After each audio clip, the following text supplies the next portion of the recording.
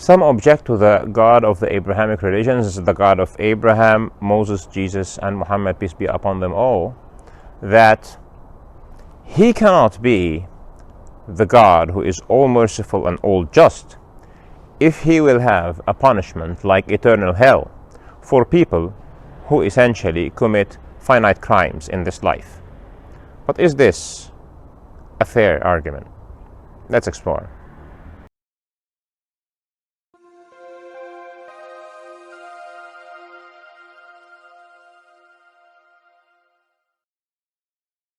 Good day, everyone. When you have free will, you are accountable for your actions. So if somebody does something wrong and he goes to the judge and he says, well, I do not agree that there is free will. There is naturalism and there is causality and there is determinism, and humans do not really have free will. Well, obviously, this argument will not stand in a court of law, and people are essentially punished for the wrongdoings that they do, and obviously they are also rewarded for the good deeds that they do in a fair system. But one of the arguments that if you, for example, break somebody's window and the punishment is, eternal jail or jail for life, then there is an issue in proportionality here. And people would argue that if the punishment is not proportional to the wrongdoing, there is an issue with justice. And when we look at the God of the Abrahamic religions, who is the one God of the whole universe, and he asserts that it is of his attributes that he is just, then some people will raise the issue of proportionality and say that if there is a punishment of eternal hell, then what is this crime that can make eternal hell a proportional punishment, irrespective of the crime? Well, let us now look at the concept of proportionality. Because is it true that proportionality is only an aspect of an equivalence between the wrongdoing and the punishment? Let us say, for example, that somebody will tell you, please deliver this message from point A to point B. And then you do not deliver the message from point A to point B, and hence, maybe if this person is your brother, he will be, mad at you. He will not talk to you for some time. He will not play with you for some time. And you will consider this to be a fair and proportional punishment. But if this person is your mother and she tells you that this message is very important and you would rather get it from A to B because then there are consequences for this not happening, and that this message, for example, has a check or a payment or a subscription to your college, and not delivering the message in time will mean that you will drop off this educational year, and you still don't, then maybe the punishment is something bigger. Maybe you will be grounded for a month. Maybe you will not go to that very good vacation that you were promised. Or maybe you will be deprived from your laptop or your mobile phone for some good time. And if we extrapolate that more and more, if you are a person in a war and the message is delivering something very important, for example, to your leadership of the army about the location, for example, of the enemy, and then you just do not deliver the message, and this causes that a specific location or city is bombed and hundreds or thousands lose their life because of your negligence, then it might be also fair that you will receive a very big punishment, because you have essentially, maybe somebody will say that you have committed treason by not relaying such an important message, or at least you are in default of very important duties.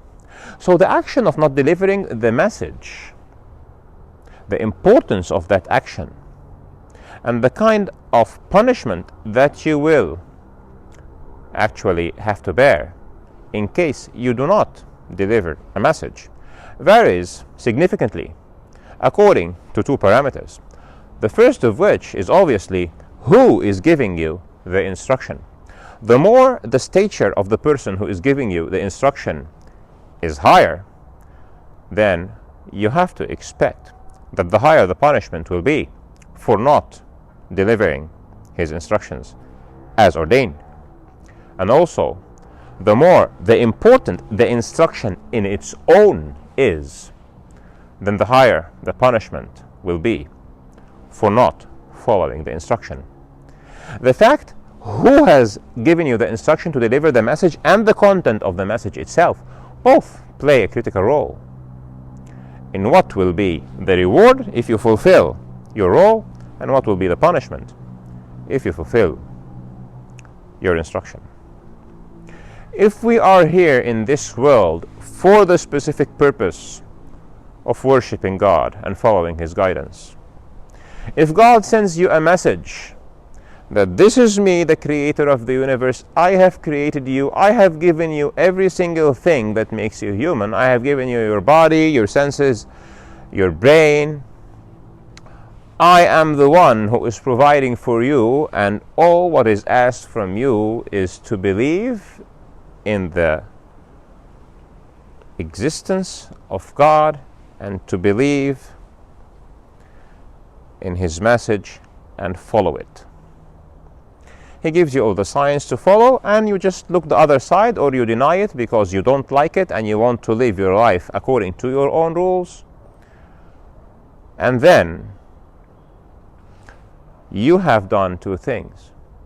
Number one, you have rejected to fulfill the instructions of the highest authority in the universe, essentially the creator of the universe. And the contents of that instruction are of utmost importance. So you should expect that the punishment for not performing that, because you have essentially gone to the maximum with the authority and with the importance, you should expect that God, who is infinitely higher in stature than any other human or mortal being, and the message, which is essentially the ultimate cause of your existence, is infinitely more important than any one specific thing that you will do in this earthly life, then you might as well expect that the punishment for not fulfilling this specific message or instruction can be infinitely higher than any other punishment on the face of the earth. But then there is another aspect that we might look at. When I tell you, please do this for me, and if you do it for me, I will give you a mountain of gold. And this thing, I'm giving you for it a mountain of gold because it's very important for me. My life, for example, depends on it. But guess what?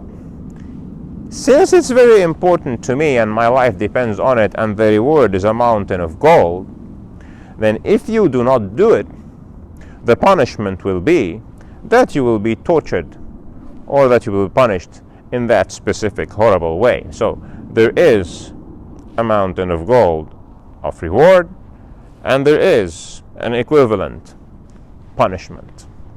Or maybe I will rip you off your whole possessions because I intended to give you a mountain of gold. I should also penalize you with a mountain of gold if you fail. Now, what is the reward that God has set for following His guidance in this world? It is eternal reward of being in paradise for infinity. So if He says that versus this eternal reward there is an eternal punishment, there is a second aspect of proportionality between reward and punishment too. So those who are complaining about an infinite punishment for a finite life, why are you not also complaining about an infinite reward for a finite life? Well, essentially, even God Himself in the Quran, the final message to humanity, says that this infinite reward is not essentially earned. It is like an inheritance. أن تلكم الجنة أورثتموها بما كنتم تعملون. He says that it is an inheritance, and an inheritance is something that you take because you are related to somebody. It's not because you have earned it. It's not because of your work. God gives this great reward for the believers who have lived a righteous life. But what is the alternative for those who have not believed and who have not lived a righteous life? Well, there is an essential ingredient here, that we are ancient creations. Our souls predate our existence in this earthly world, and we will be post-eternal after we are resurrected. There is only one of two choices, either eternal happiness or otherwise eternal misery. So if you are in this world and you have received the message from the utmost authority in the world, and this message has the utmost importance, and this message has in front of it an ultimate reward, please accept there is also an ultimate punishment if you neglect it, deny it, look the other way, and live your life using your own set of rules. I'll leave you with this thought until we meet again. See you soon.